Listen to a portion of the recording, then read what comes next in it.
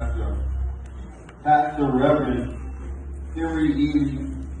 Woodfin, born in Mississippi in a small shack in 1933. In the time of the Great Depression, an only child, born and raised in a home on farmland that had no electricity, no lights, no gasoline, no working bathroom, no running water, no plumbing system. This is the man we're honoring today. Our dad is right here. While I'm speaking, it should remind you of how humble Jesus was born in a manger. No Gucci belts, no fine linen, just a simple man. His daddy was a deacon in the church. My daddy's daddy was a deacon in the church. His mother was a school teacher. He left home at the age of 18 in Mississippi to a place called Chicago, where he knew it was more to the world that awaited him. Plus, his father was a strict man and didn't tolerate any late nights. While in Chicago, he began to work and attend church and felt the need to reach back to his roots. So in 1952, he returned to get his parents and even got his father his first job in the big city of Chicago upon his arrival here. He attended Chicago Baptist Institute, where he excelled in learning the Bible and had the highest grades there. He even taught other students as teachers called off from work, while also being a student. After graduation, they even kept his theses on file at the school. Him and a close friend of his, the late great Reverend Cook. He attended Morning Star Baptist Church of Chicago, where he was a member and later ordained. Yes. We're talking about an honorable man here. We're talking about the honor of a man here. Yeah.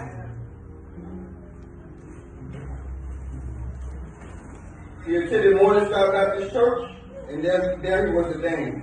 He started preaching the gospel of Jesus Christ in 1953. The second Sunday in March, he said. He also carried on Morning Star pastoring for about 2 years, from 1957 to 1959. He then pastored the Refuge Baptist Church of Chicago in 1959 to 1980 for approximately 21 years. That's a lot of service right there. That's a lot of service. You can't get that if the Lord is not with you.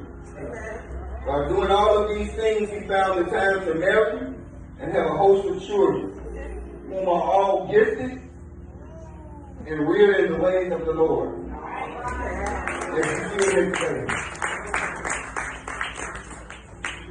He then led of the Spirit, left Chicago in 1980 to return back to Mississippi, where he was called to pastor in the time of Desert Storm to pastor the Methodist Church. Also, New Life Church called him to help organize. But upon coming to help organize, the church asked him to be their pastor. It got to be some honor in you for somebody to convince you to be a pastor. And all you thought was you were coming to help organize.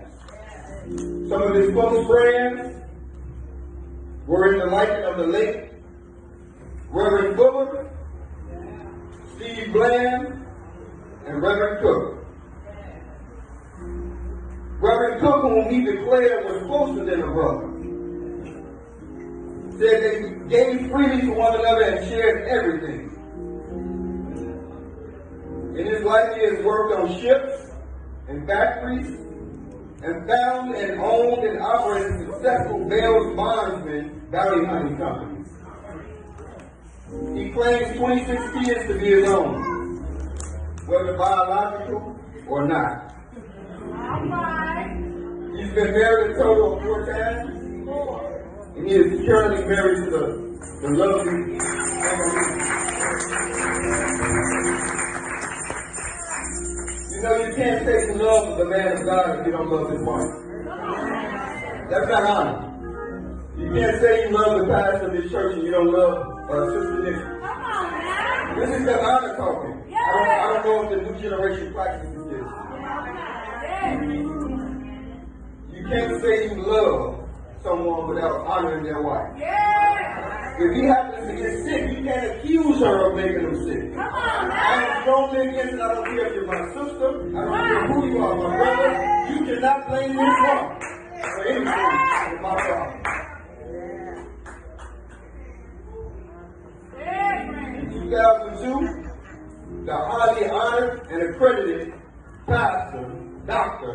Reverend Henry E. Woodfin retired from pastoring from New Life in Mississippi and settled in marriage with Anna and returned back to Chicago.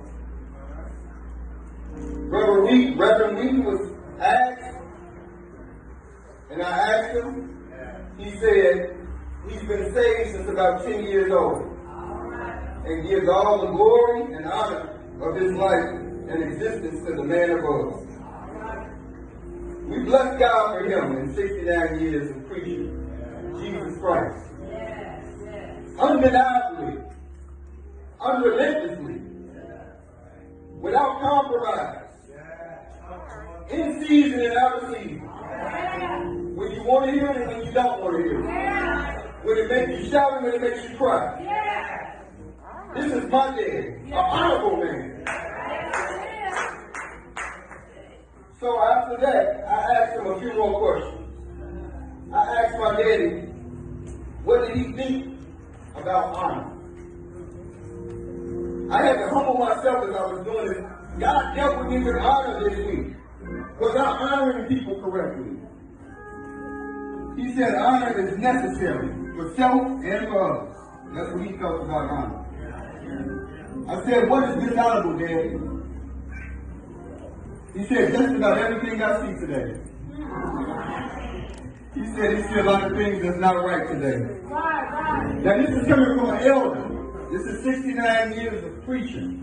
We don't know what he's been through. We don't know what he's seen. We don't know the trials and tribulations.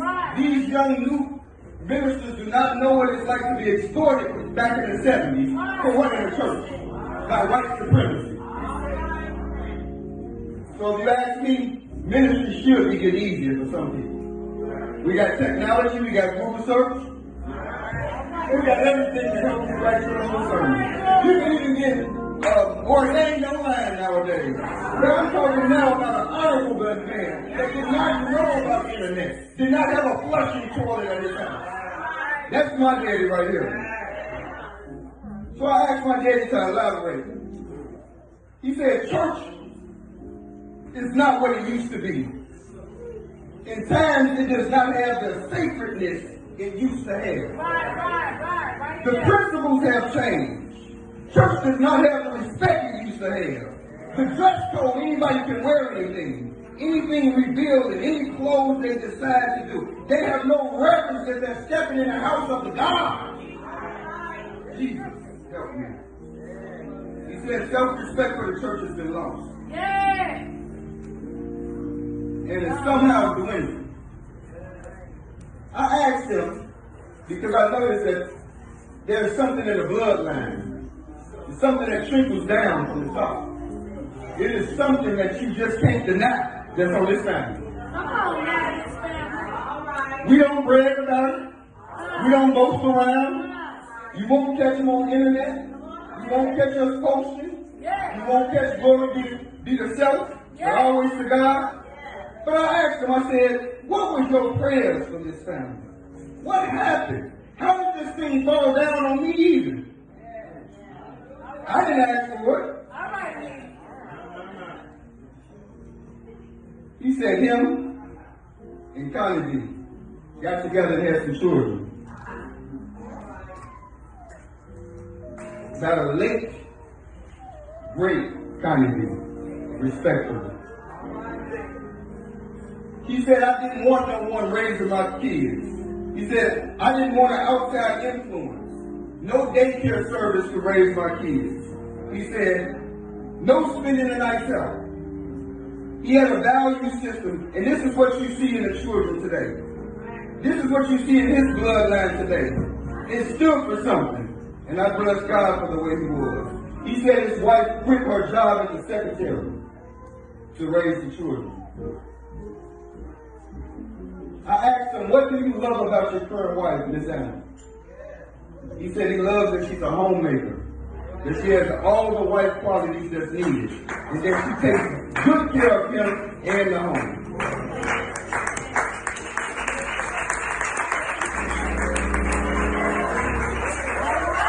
I love you so forward.